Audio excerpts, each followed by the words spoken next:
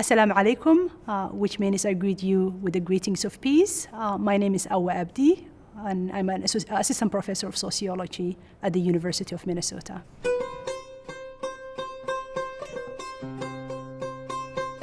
I've been conducting research with Somali refugees in different parts of the world. I'm now completing a book project that's looking at how immigration policies of different nations, US, South Africa, and United Arab Emirates, informs the settlement experience of Somalis in these different regions. I was born in a small town in the central region of Somalia called Galkayo, but my family moved to Mogadishu following the Somali war with Ethiopia in 1977. The Mogadishu that I grew up with is very different from the one that you see on TV at the moment. It was a very safe space. It was a very beautiful place to grow up.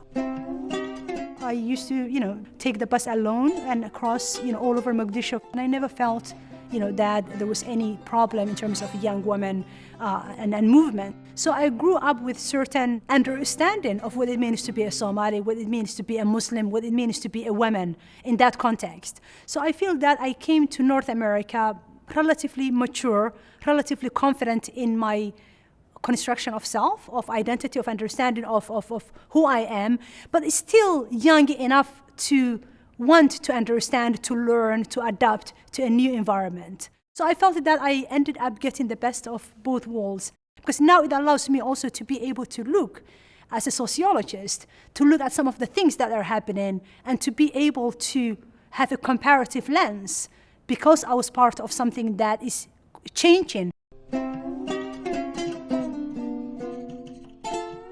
Somalis represent one of the largest refugee arrivals in Minnesota over the course of the last 20 years.